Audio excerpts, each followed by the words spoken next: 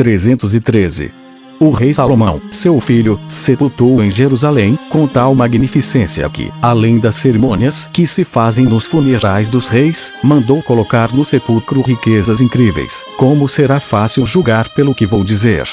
1300 anos depois, Antíoco, cognominado o religioso, filho de Demétrio, sitiou Jerusalém, e Hircano, sumo sacerdote, querendo obrigá-lo a peso de ouro a levantar o cerco, e não podendo encontrar o ouro em outro lugar, mandou abrir esse sepulcro e de lá tirou 3.000 talentos, dos quais deu uma parte ao príncipe. Muito tempo depois, o rei Herodes tirou uma soma muito grande de outra parte do sepulcro, onde esses tesouros estavam escondidos, sem que no entanto se tenha tocado no ataúde onde as cinzas dos reis estavam encerradas, pois estava oculto com tanta arte embaixo da terra que não foi possível encontrá-lo. Livro 8º, capítulo 1. Salomão manda matar Adonias, Joabe e Simei. Remove Abiatar do cargo de sumo sacerdote e desposa a filha do rei do Egito. 314. 1 Reis 2. No livro precedente, mostramos as virtudes de Davi, os benefícios de que nossa nação lhe é devedora e como, depois de tantas vitórias, ele morreu numa feliz velhice.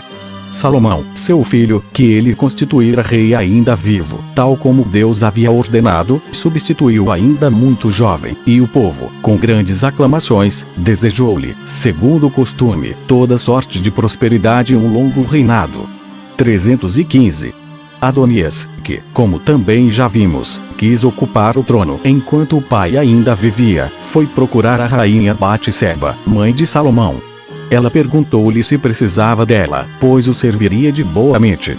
Respondeu Adonias que ela sabia que o reino pertencia a ele, tanto por ser o mais velho quanto pelo consentimento unânime do povo. No entanto, Deus havia preferido Salomão, e ele se submetia a isso, contentando-se, no momento, com a sua condição presente. Suplicava-lhe, todavia, que intercedesse por ele perante o rei, a fim de que lhe fosse dada Abisague em casamento, que todos sabiam ser ainda virgem, pois Davi a tomara somente para aquecer-se, quando a natureza já não lhe dava mais calor na sua velhice. Batseba prometeu-lhe fazer aquele favor e afirmou acreditar que ele, por intermédio dela, o obtivesse, quer pelo afeto que o rei dedicava a ela, quer pelo pedido que lhe faria. E foi imediatamente falar com o rei. Ele veio à sua presença e, depois de tê-la abraçado, levou-a ao salão onde estava o trono, e a fez sentar-se à sua direita. Ela falou: tenho um favor, meu filho, a vos pedir, e não me deis o desprazer de negá-lo a mim, eu vos peço. Ele respondeu que, nada havendo que não se deva fazer por uma mãe, se admirava de vê-la falar daquele modo, como se duvidasse de que ele não lhe concederia com prazer tudo o que desejasse. Pediu-lhe então Batseba que ele consentisse que Adonias desposasse Abisague.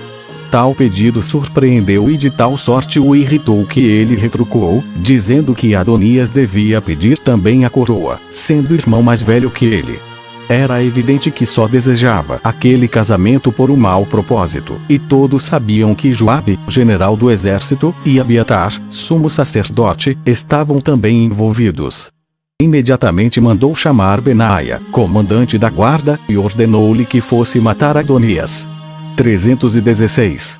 Mandou chamar também Abiatar, sumo sacerdote, e disse-lhe: vos merecieis que eu vos mandasse matar, por terdes seguido o partido de Adonias. Mas as tribulações que suportastes pelo meu falecido pai e rei e a parte que tivestes com ele na trasladação da arca da aliança impedem-me de vos dar outro castigo senão o de que vos retireis e jamais vos apresenteis novamente diante de mim. Ide para vosso país e lá ficai, no campo, durante o resto de vossa vida, pois vos tornastes indigno do cargo que possuis.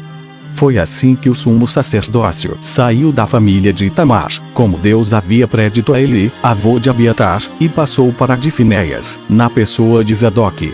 Durante o tempo em que esse cargo ficou na família de Itamar, depois de Eli, que por primeiro havia exercido, os da família de Finéias, que levaram vida provada foram Bossi, filho de José, sumo sacerdote; Joatrão, filho de Bossi; Meraiote, filho de Joatrão; Arofe, filho de Meraiote; Aitube, filho de Arofe e pai de Zadoque, feito sumo sacerdote no reinado de Davi.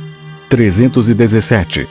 Quando Joabe soube da morte de Adonias, não duvidou de que o tratariam do mesmo modo, pois se declarara por ele. Então refugiou-se junto do altar, na esperança de que a piedade do rei teria respeito por um lugar tão santo.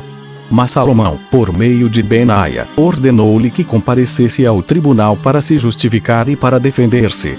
A isso ele respondeu que não sairia de onde estava, que, se tivesse de morrer, preferia que tal se desse num lugar consagrado a Deus.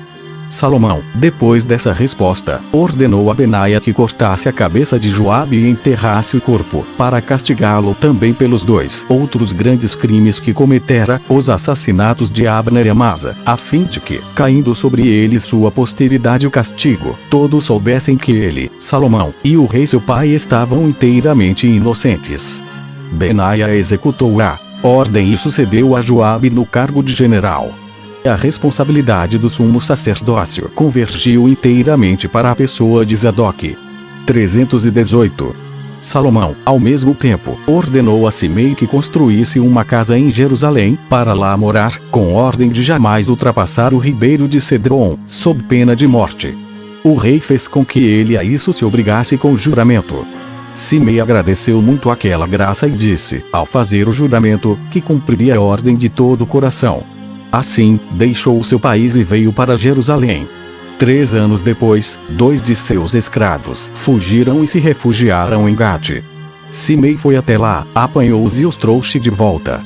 Salomão, irritado não somente por ele haver desprezado a sua ordem, mas também por ter violado o juramento feito na presença de Deus, mandou chamá-lo e disse-lhe: Vos sois mau. Não me tinhais prometido com juramento não sair de Jerusalém? Não temestes acrescentar perjúrio ao crime de ter ultrajado com palavras o rei meu pai, quando a revolta de Absalão o obrigou a abandonar a capital de seu reino?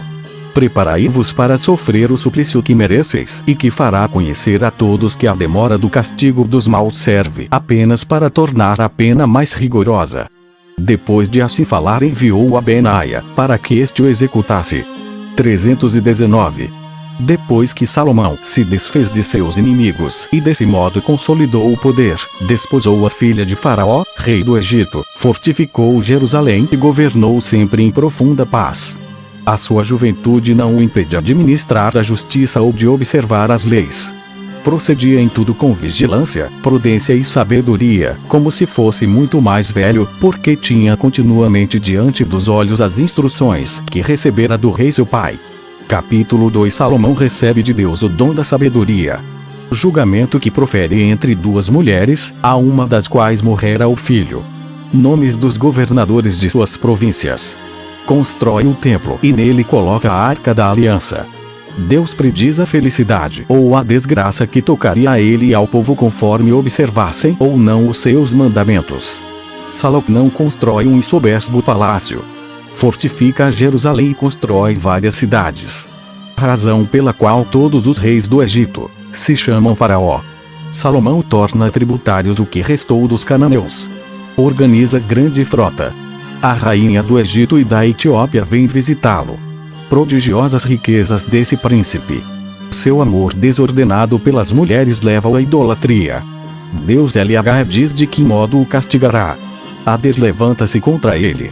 Deus comunica a Jeroboão, por um profeta, que ele reinará sobre 10 tribos. 320. Um dos primeiros cuidados do rei Salomão foi ir a Hebrom oferecer a Deus em holocausto 1000 vítimas sobre o altar de bronze que Moisés fizera construir. Deus achou tão agradável que lhe apareceu à noite, em sonho, para dizer que, como recompensa por sua piedade, lhe concederia o dom que pedisse. Ainda que jovem, Salomão não se deixou levar pelo desejo das riquezas ou de outras coisas que parecem agradáveis aos homens.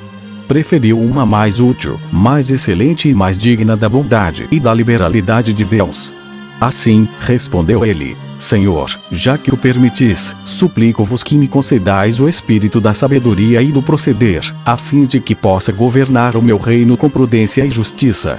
Deus ficou tão satisfeito com esse pedido que, após conceder-lhe uma sabedoria extraordinária, como ninguém antes, príncipe ou particular, possuíra, declarou que não concederia somente o que ele estava pedindo, mas acrescentaria riquezas, glória, vitória sobre os inimigos e a posse do reino aos seus descendentes, desde que confiasse nele, perseverasse na justiça e imitasse também as virtudes de Davi, seu pai. Salomão, a essas palavras, ergueu-se do leito e adorou a Deus. Quando voltou a Jerusalém, ofereceu-lhe diante do santo tabernáculo um grande número de vítimas e deu um banquete ao povo.